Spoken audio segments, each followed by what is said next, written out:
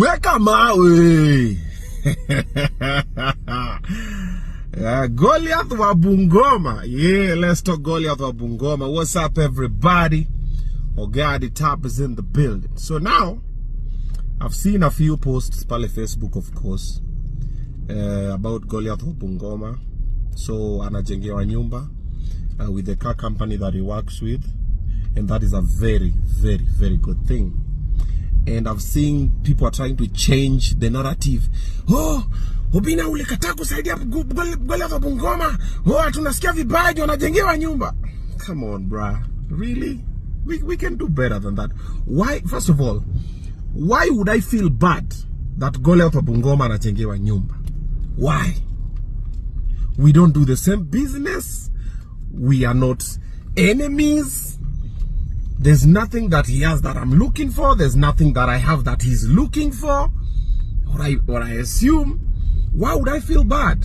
Just because you would feel bad does not mean I feel the same way. We are not built the same. That's not myself. I feel good when other people are winning. I'm actually very happy for him.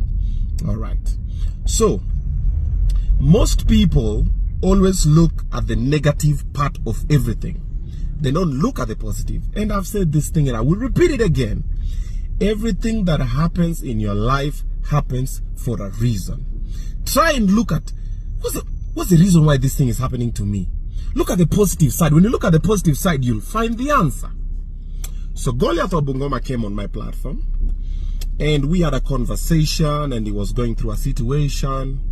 And if you watch the interview logically, like emotion scandal, I really try to dig and get something from him. What can you do? What exactly can you do? What do you have to offer? Mkono mtupu ulambu. You have to have something.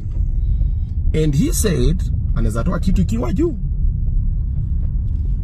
And we laughed about everything and it was okay. And I was like, okay, at the moment, the juice is not worth the squeeze. There is nothing really that I can do to help. He was not a musician. He was not a dancer. He was not an actor. He was not anything. And the reason why Bungoma Goliath became famous was because of the other Gen Z Goliath. Okay? And I was like, okay. So for now, what you can do, you can go back shags and re-strategize, come back again. And he said, cool, nini, interview quishad. And a lot of people, not a lot, some people did not see the logic in that of going back, rethinking and relaunching. And when he left, another socialite picked him on the street. Na akakimbia akamchukua akampeleka sijui akwe sijui bouncer wa clubs sijui nini. Then now from there now things spiraled up to the point where he ended up being an influencer or an ambassador for this car company. Beautiful. Why did he end up being the ambassador for this car company? Because now he had value. Where did he get the value for them to pay attention and say, we can use this guy for A, B, C, D? Think back. Remove emotions, bring logic. Where did he get the value? Was it from the socialite who picked him on the street and said, oh, let me go, sijui nini, katibu wa mazingira, oh. No. It's from the conversation. When we had the conversation, God was working. God was there. God sat down and God ensured. He came for the interview. He could have cancelled. But when God was in the room, God was like, okay, who's going to help this guy? It's not going to be Obinna. It's going to be this guy from the car company. But how will he get there? How will they get an attention and pay attention to him and say, this is the person we need to use? Let's send him to Obinna. Obinna will say, okay, this and this and this. Obinna will say, okay. And then, most of you looked at the no as a reject. It wasn't. It was a deflection. Think of it in a positive way. When he came for the show, that is when he got the value that he can add. Where did the value come from? The attention that the Kenyans gave him from that point henceforth. Who was the vessel, the medium that God was using to add the value to him? Yours truly. If you think logically, you'll see it.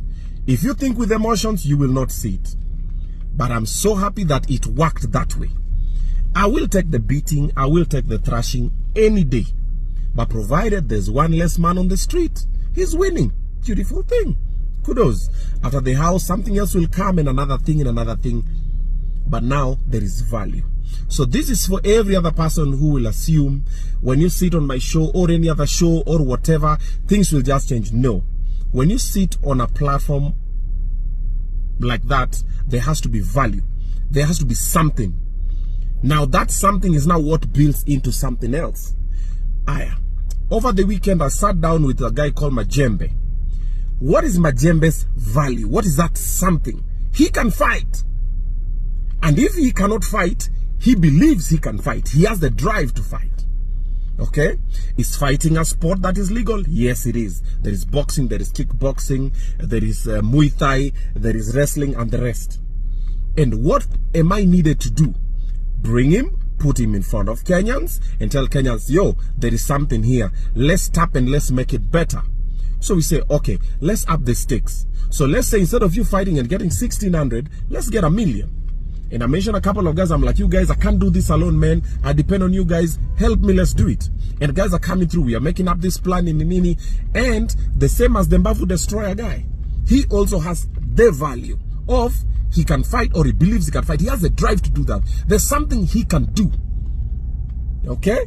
Once he can do that, now what the rest does is they just make it better.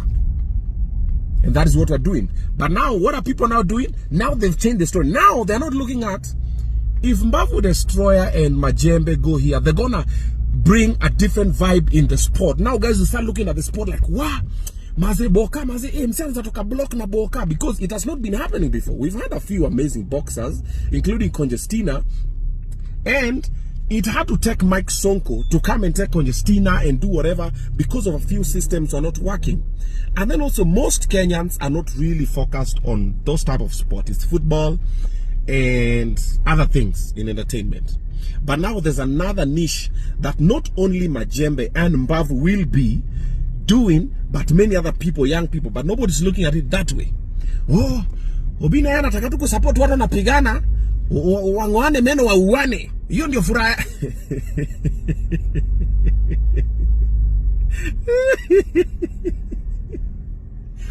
I saw that post made by that socialite. I was just dead. Like, he's trying to sell a narrative, and sadly, you will always have people who will buy to any narrative that is so. There are people who will believe it, there are people who will not believe, there are people who question it, but it moves. And it's just like, ati mi furaha yangu ni watu wapigane wa uwane ndio sasa ni furahi. Oh, unataka wapigane moja akufe ndio pesa yangu iongezeke, hiyo ni kutoka. I'm like, yo. It's not even about getting these guys off the block, giving more energy and more vibe on this sport, making a lot of people start looking at boxing in a different way. Guys are like, yo, hey, maze boka, maze nini nini. Guys are just thinking of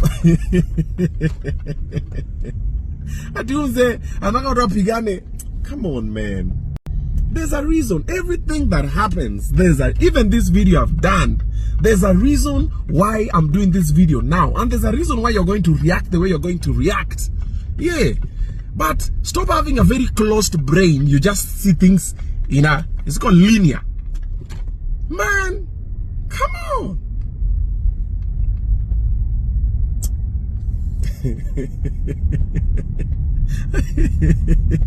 My day has been made. I've seen that post. That's why I didn't try to do this video. I'm just like, come on, man. Yeah. So we are starting something new. It's not new per se. It's been happening. We're just putting a bit of oomph on it and vibe. We're just trying to make it now cool, so people know, I can do boxing, I can do boxing, I can do wrestling. It's another cool thing. It's another way to hustle. And all the other suppliers are gonna come through for the event day. We're gonna make something, and we're gonna take care of some family and you move. We don't want to give a handout. We want to give someone an empowerment on what they do beautifully. But what are you naje? Anataka tu watu wapigane wa uane. Bungoma Goliath alikuja kwa show yake akamfukuza akamwambia aende nyumbani.